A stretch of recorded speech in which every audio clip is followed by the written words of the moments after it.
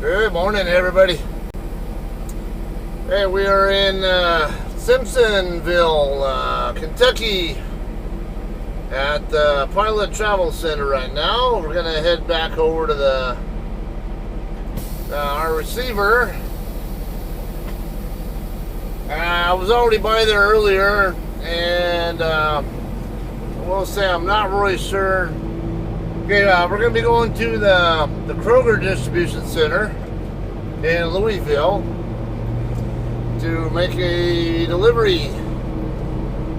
And after that, I do have a pickup also here in town, or in Louisville. We'll talk about that later on in the video, I guess. Alright, well, I guess we'll first talk about Kroger here. It looked like there were two gates. Gate 1 on the south end and gate 2 on the north end. I said I drove over there first.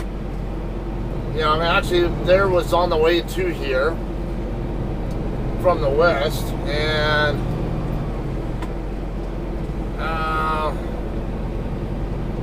I had to make sure that woman was actually going to stop. Anyway, I don't know if there's a specific gate I need to use. I'm going to try to not be too far.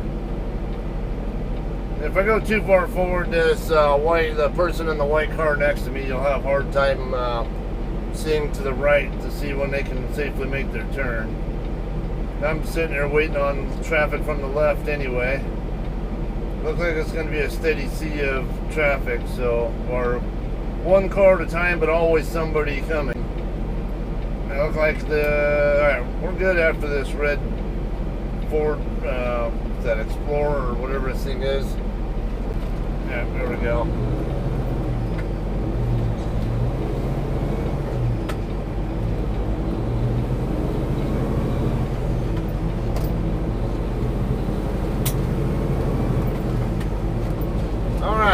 We're going to get back on westbound I-64 from here. Then get on westbound 265. If I recall, it was about 8 or 9 miles from here to 265. And just a couple miles on 265 before we actually get off the freeway.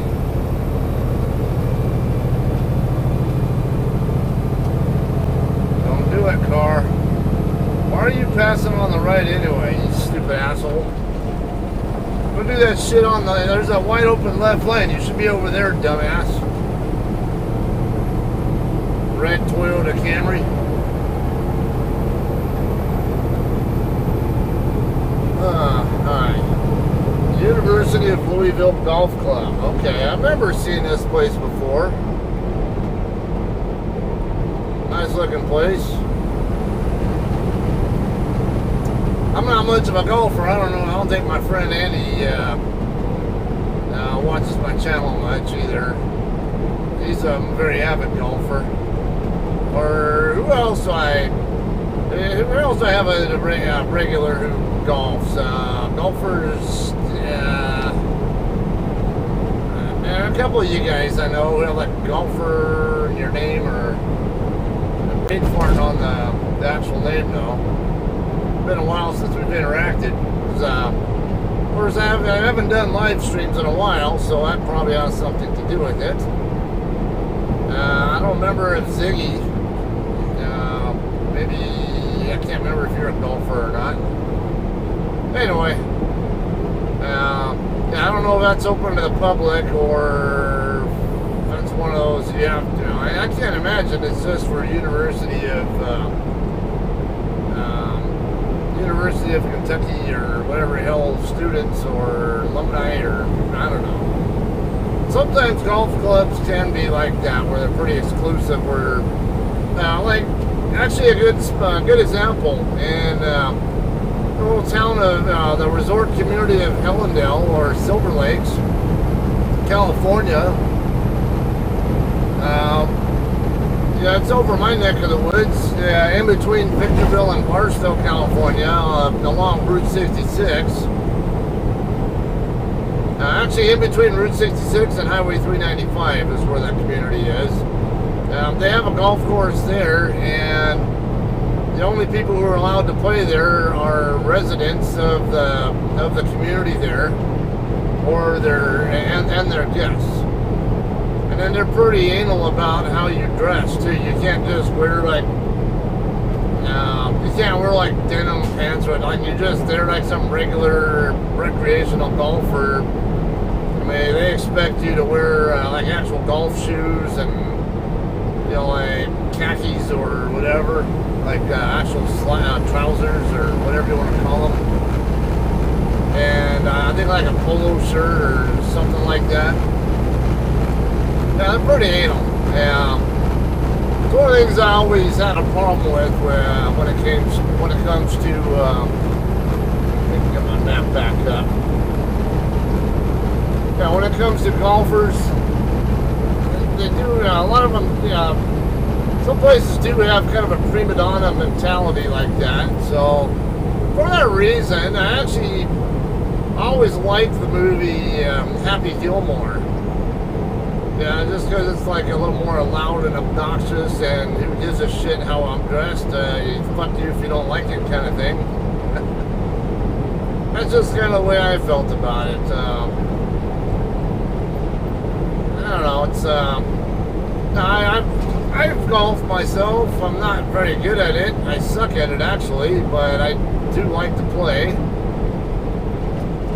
I think I've only ever had one time where I scored less than 100, and it was just barely like a 99. That's how bad I am. Yeah, it's like I can hit the ball pretty good, but I can't do it very consistently because there's always some little flaw in my mechanics. Like either I accidentally dip too much, or I start turning my head while before I'm actually hitting the ball, or something like that causes me to muff it or get a lot more ground than ball. But I have kind of figured out to some extent how to control whether I sliced intentionally or unintentionally, or hook it intentionally versus unintentionally based on how I'm gripping the clubs. Anyway, I don't know, if I were to practice it a lot more, I'm sure I'd be fine. Anyway, that's enough about golf. Let's talk about the trip over here. Right now, you don't hear my low coolant warning going off at all, but that's because I just filled it up. And I did notice there was more coolant there. And it only really happens when I'm jake braking. If I'm using my jake brakes at all, it finds holes or whatever. So,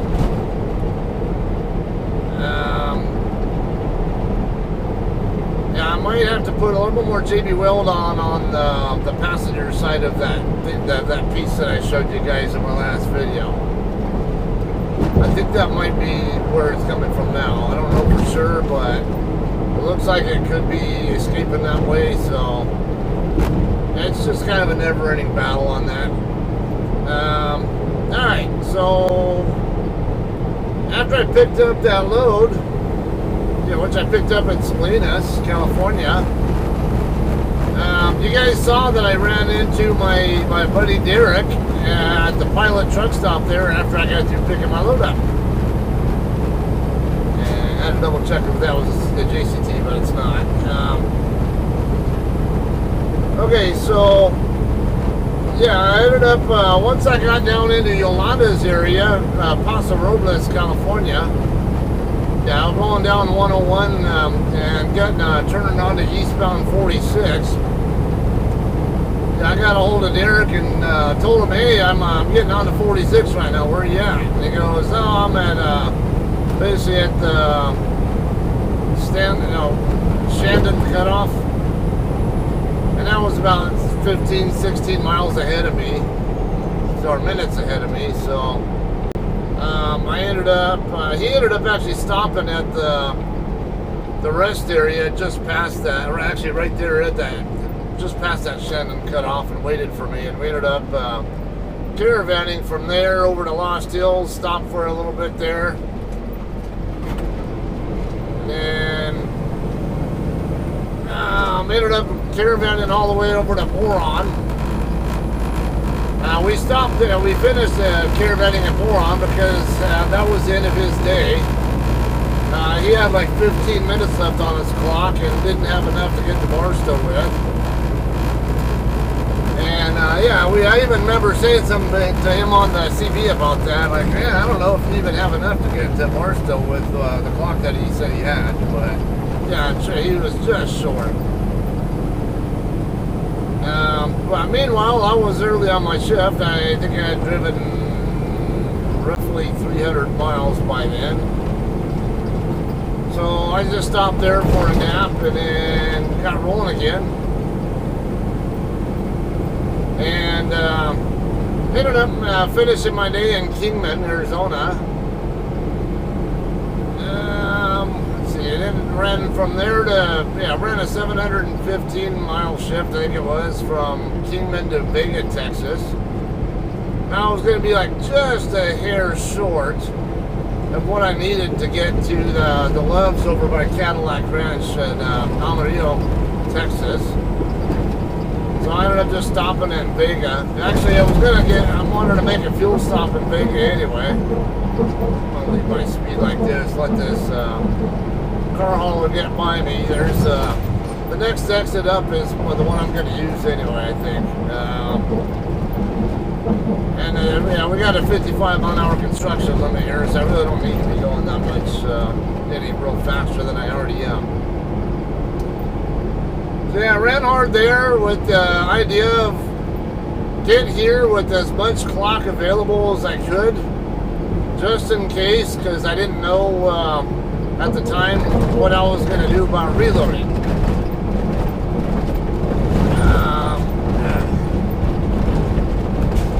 So ran hard, and then I was going to run from there. I ran straight from there to here. Oh, wait. What did I do there? I thought I stopped somewhere else, but no, I think. Yeah. Oh, wait.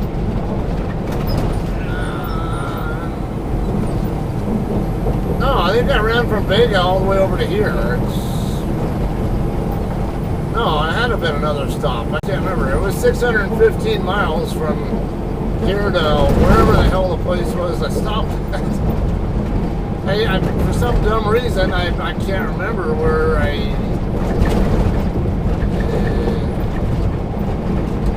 it's not adding up to me. Because, oh, Big Cabin. Yeah, that's right. Big Cabin, Oklahoma. Because by then I knew exactly what I was going to be doing after I got through with with this load here that I'm going to be delivering. I'm going to be reloading right here in Louisville at the JBS plant after I get done with this load. It is not due for pickup until tomorrow morning. But I was told in the pre-plan that the load's already ready for pickup. That was even one that got pre-planned onto me. So we're going to make the left turn here. And yeah, we'll be grabbing that load and going east with it, I'll tell you. Not northeast, Antonio.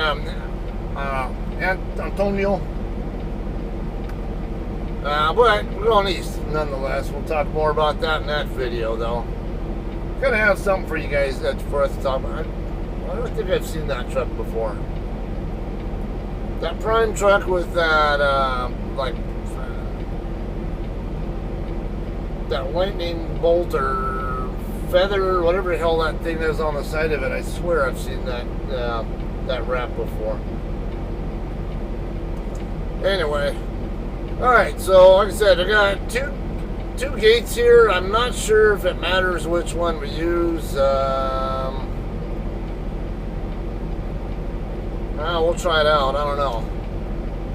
I have a feeling I'll go into gate 1 or something, and because earlier I saw Prime and someone else, just camping out on the street right in front of the driveway to gate 1.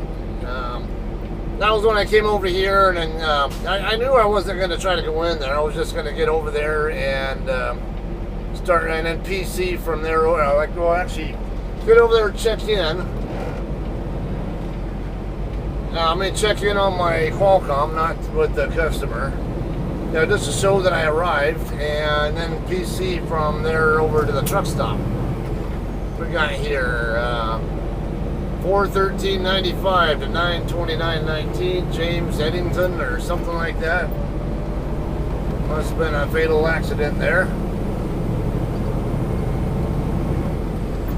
Okay, so not this light here, but the next one up. Gonna turn right. Looks like on Highway 3084. I think I should call it that. It's like an industrial park here. It was still dark. I got here like 4 in the morning or something, 4:30 in the morning, something like that. It was still dark. So, East Point Business Center.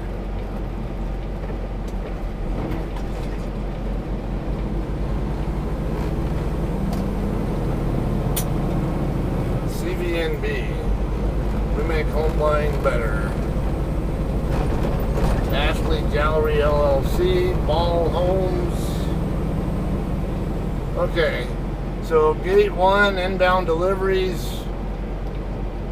That's what I'm thinking. This might be the one I want right here. We'll see. I'm setting too high gear. That's why. I thought I was going a little faster than I was. I take a quick look at my speedometer to see what my speed was. I should be in 4th gear, not 5th.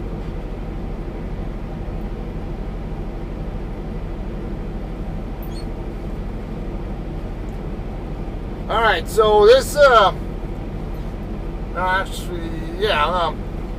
this Kroger here, if you ever come here and are maybe concerned that it might be too much like the one in Tolleson, Arizona, slow. When I was looking at the Google reviews, I got more of the impression that they weren't too bad here. Actually, some people were saying that they're fairly fast.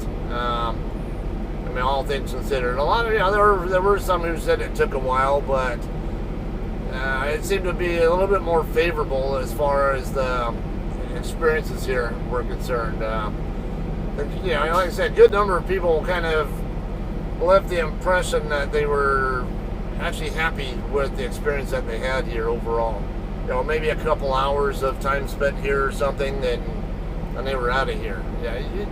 When you're doing a full load, full reefer load like this, you got to really expect that you're going to be here for a while. During the hours of 6 a.m. to 8 a.m., please proceed to an interior parking spot. Park your rig and walk to the guard shack to sign in. Okay, so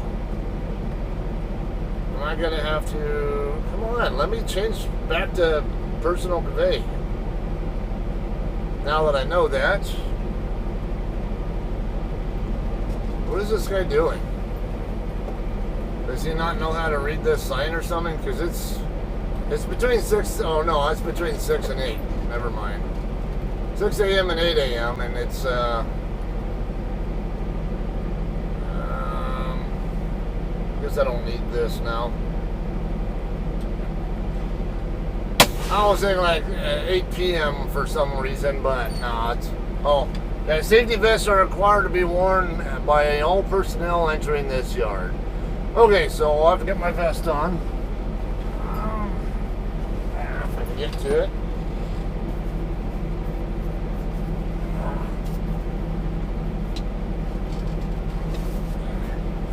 Being crushed by the brake rotors that I just bought also while I was in Oklahoma City.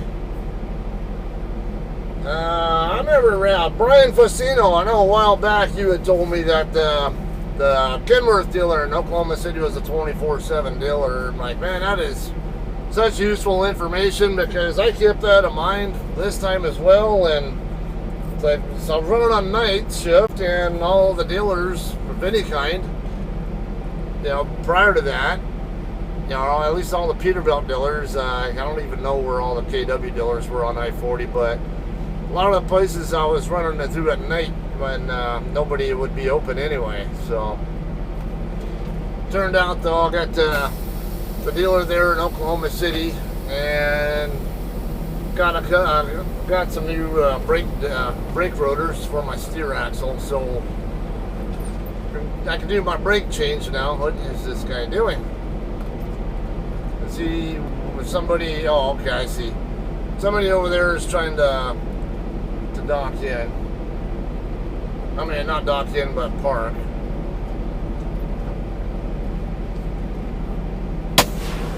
Alright, let me get checked in real quick, and we'll figure out what's going on. This guy seemed like he came back out really fast, so something tells me they're going to tell me to go park and come back, but the sign says park only in those 2-hour periods. Oh, let's see, starting to act stupid again. Okay, so he says go ahead and park over in this staging area right here until they, let's see, forced to move by shipper receiver. Come on.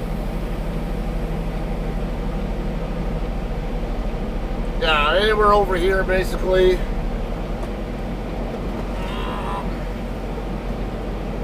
I'm gonna have to restart. I might turn my truck off for a few minutes and restart it, I think, because the AC's the computer part of it is acting stupid again. Let me see what this yard jockey's doing first. There's a spot right here, but I want to see what this yard jockey's doing. He is dropping that trailer. Okay, so I'm gonna wait for him to pull away from that trailer, and then I'll back into this spot right here.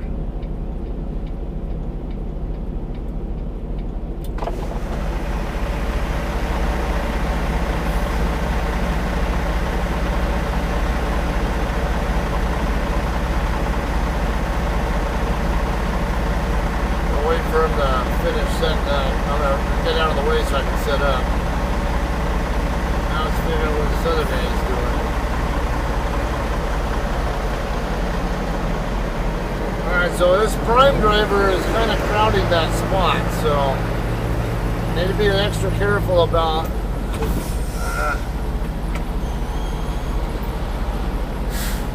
great. I had no idea he was coming out. I thought he was backing into that spot.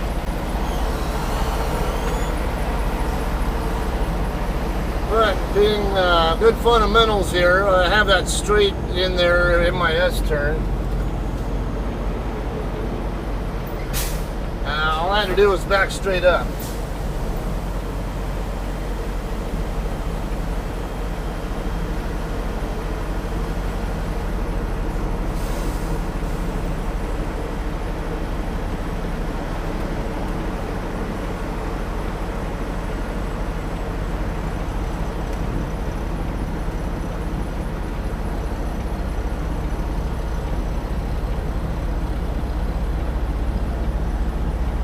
So I got close to this guy, his mirror, mainly because I'm concerned about Prime kind of crowding the left side of his spot. I would have gone a little further away from this guy's mirror had Prime not been parked the way he is.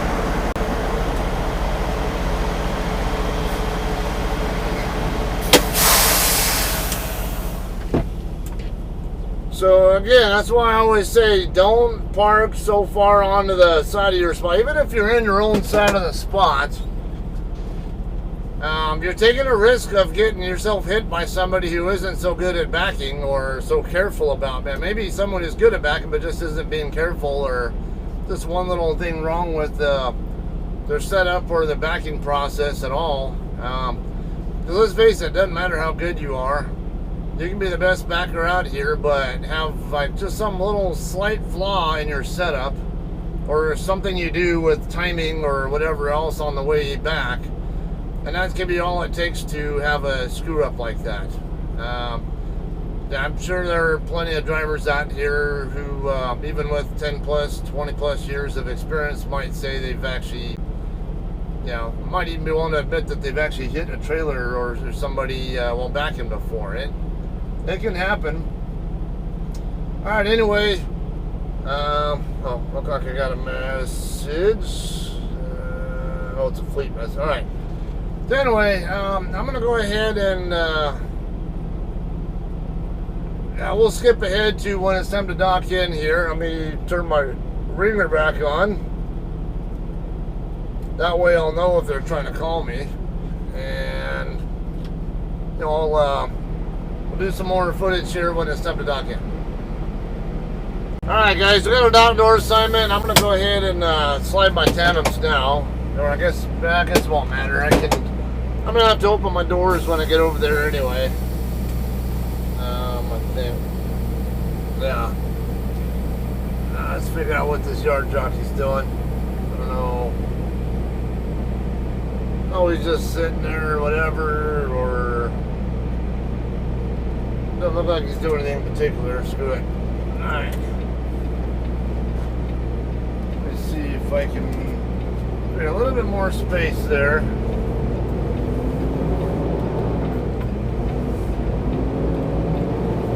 Okay, we're going to be docking into door 485, which is on the other side of the building. And we checking in at door 499. Now, they did give me a map when I told them that I'd never been here before, so that definitely helps.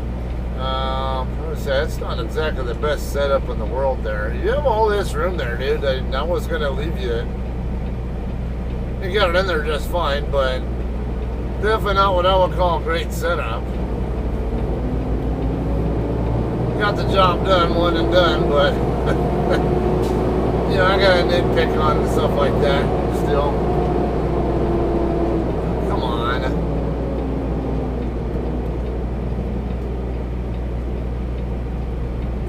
We didn't have this kind of shit time trying to even get past this this little choke point.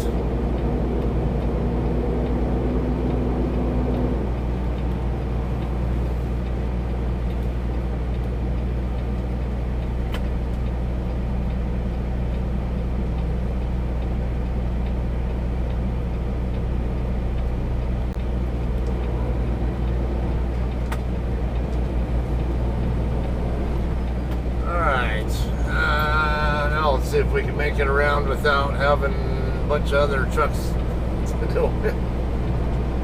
Just gotta have patience, but at the same time it's like, like when someone suddenly comes out, I don't know, it just... Okay, this guy looks like he might be setting up for a side back in here. This is why we drive on the left side typically.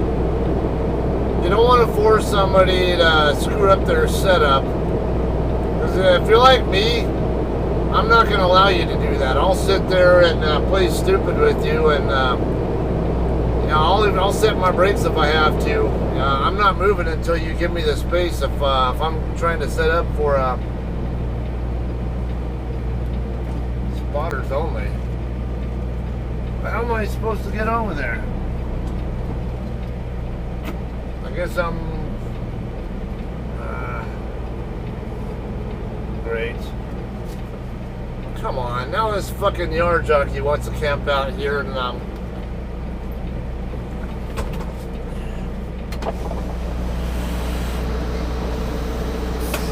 thank you.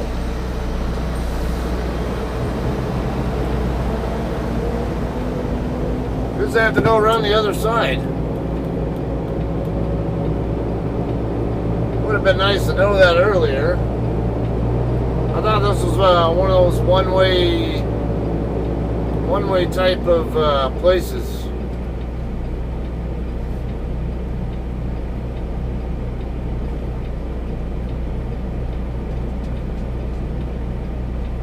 Trying to keep an eye on what the yard jockey's doing as well.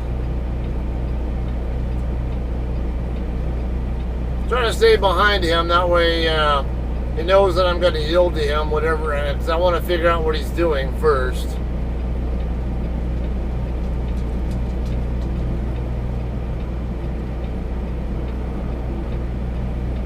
Okay, so like I was saying, this the stake hammer here. I'm gonna wait for him to. As you see there, he was setting up a side backing. So had I tried to force myself to the right of him, I would have screwed his setup up. Something that I got taught when I was in training is always stay left when you're in an area like this where trucks are going to be or likely to be backing. That way you don't force somebody to blindside or to screw up their side setup and have it much more difficult for them to get into the spot, because now their tandems are a lot further away from the desired spot than they should be.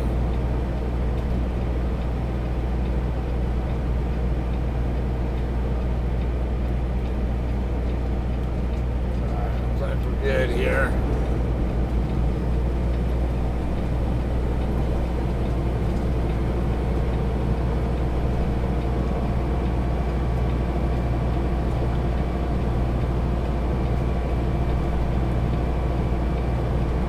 I'm guessing the other side there is for spotters only, just because of how narrow that lane is. I mean, it's not like it was too narrow to get through, but can I go? No, it's a spotters only lane there as well. Yeah. What the crap is this?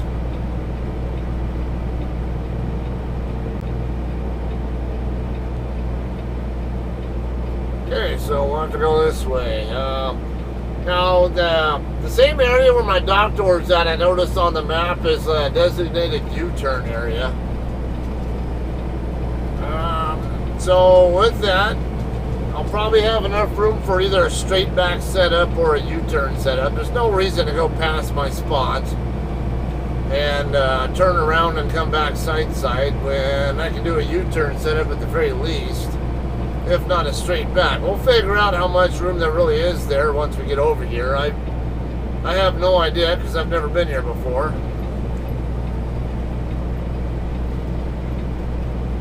But yeah, I regularly see, actually even you know, I was watching Riding with Dave's first video back after he came back from or his first pickup video, whatever you want to call it, after he got back on the road just the other day. And it's another one of those, I'm scratching my head like, dude, don't you know how to do a U-turn setup?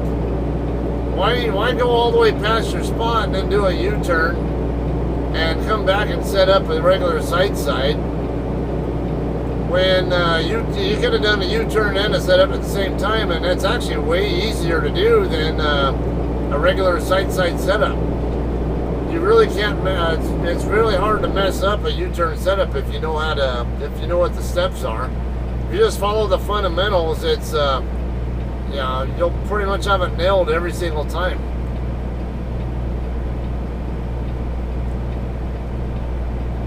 Now, I know I'm pretty sure I've even mentioned on his channel in the comments before about the U-turn style setup, but let's see, just a lot of drivers are just not used to doing that kind of setup. So, alright, 485 is going to be the very last door over here. Look like we might be able to get a full straight back setup out of this.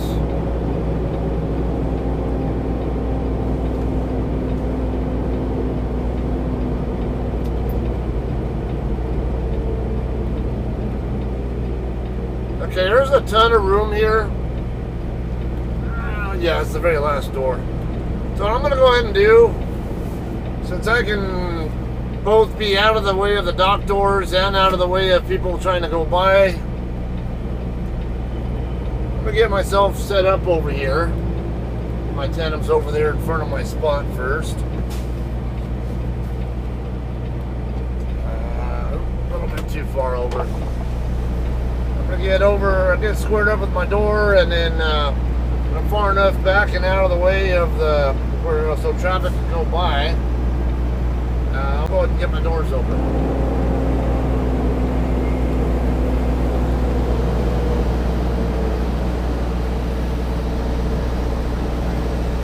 Alright, that should be good right there.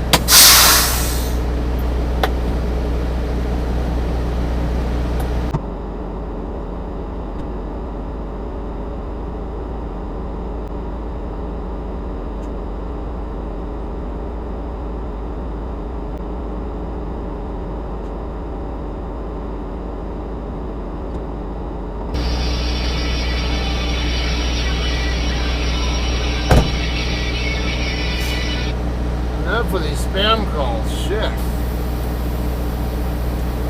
Glendora, California. There's nobody in the Glendora, California that I need to have any dealings with.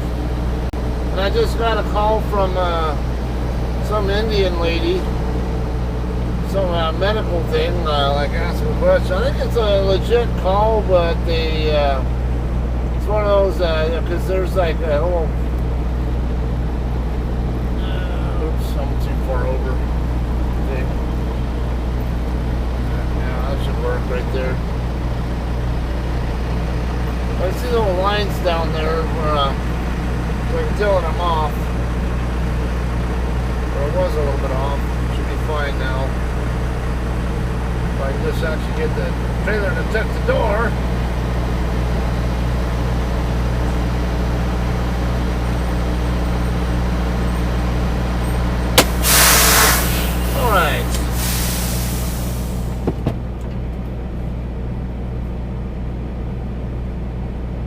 Okay, so we're gonna check in right over here to the left.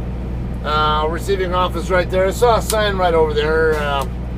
Just follow that sign and good. And all right, so I'll have some more. We'll press on and finish this off, I guess, when it's time to dock out.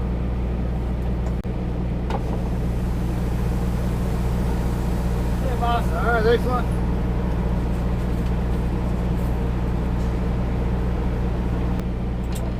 Alright guys, we're all done here. It did take a little bit of time here though. It is 2:10 in the afternoon. So more than 3.5 hours I think it was that I was here. Well, I'm off duty for 2:44, but that doesn't include the time that I spent waiting. Now let me pull forward to make sure my load lock is in there. I don't know if I need to. Yeah, I'm assuming I might have to leave my doors open until I get over the other end. I don't see anything, any OSDs mentioned on the bills. So I'll just turn the reefer unit off and just double check.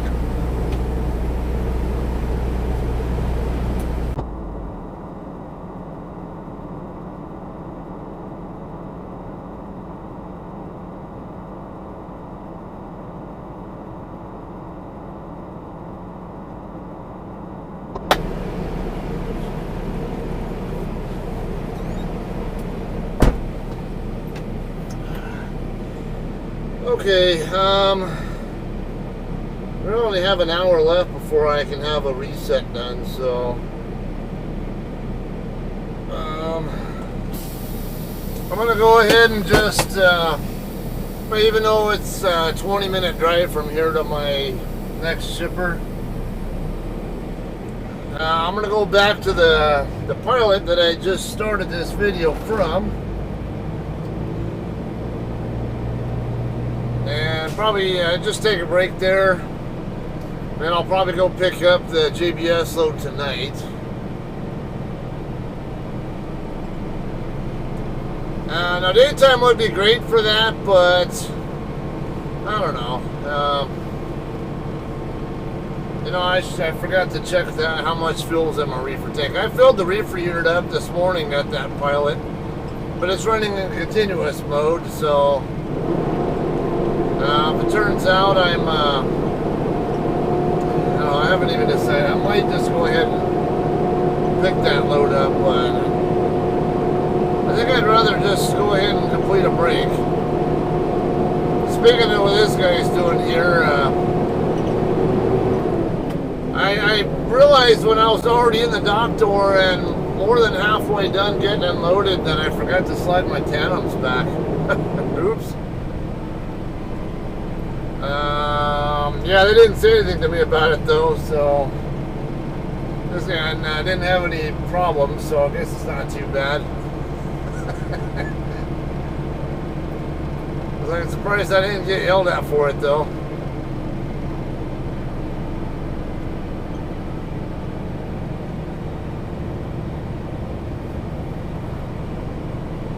Yeah, you know, I like to run at night anyway. So, and especially because that JBS plant, if you're familiar at all with Louisville, right by where I-64 and I-65 meet up, there's a soccer stadium that was just built maybe a couple of years ago.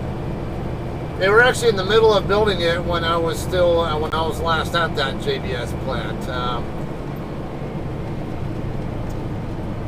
Okay, that JBS plant is like literally right across the street from where we actually drop our trailers and all that. Second exiting truck stop here. Alright.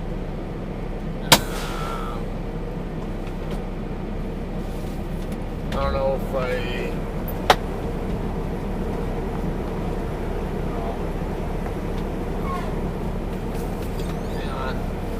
that truck's leaving, so I'm gonna go up to the next one up here.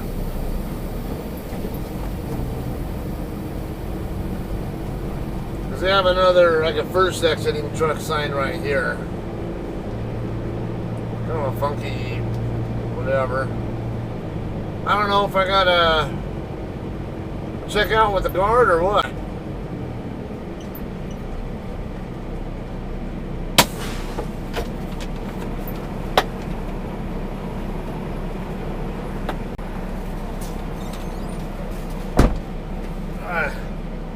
Go ahead and set my, damn it, just set my empty car real quick and we'll be out of here.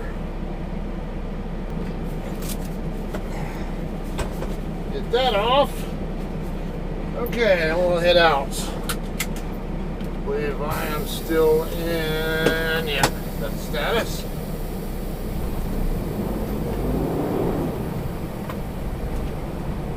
Okay, so yeah, back to the pilot we go.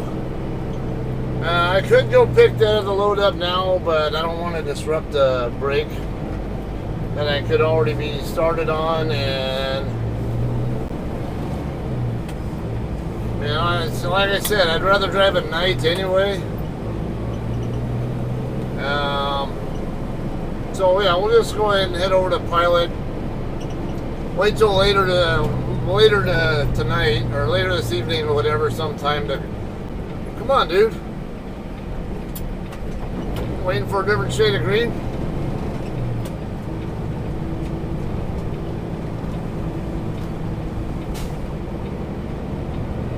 Alright, we're going to get on 265 east. Well, they call it southbound here, but it was eastbound when I first got on it from west side of town. We'll get on 64 eastbound from there. Like I said, we'll just stop at the Pilot. And call this video, well actually I'll call this video a day here in just a second, so. All in all, yeah, it wasn't too bad. I had, well, a little bit slow on the delivery, but not too bad, I guess. It was definitely better than the Dawson location, I'll tell you that. But I would say because Kroger, I don't remember if I don't know if they own Ralph's or not. Ralph's in Compton. Everybody hates Ralph's in Compton because of how tight the dockings are there. But really, it's not that bad there. And I've had some pretty fast deliveries there, so I don't really have a problem with that place. Alright, and there goes the earpiece on my headset. Alright, anyway, yeah, we'll go ahead and call this one a day. And we'll have some more footage for you guys on another video. Picking up at JBS here in Louisville on the west side of town, or actually by downtown. So, it's an interesting place, so you'll be sure you guys will get some enjoyment out of the experience with that place, or some entertainment or whatever, seeing what it's like trying to go there. Anyway, you all have a great day. Thanks for hanging out and watching, and we will see you at JBS in Louisville in the next video. Alright, peace.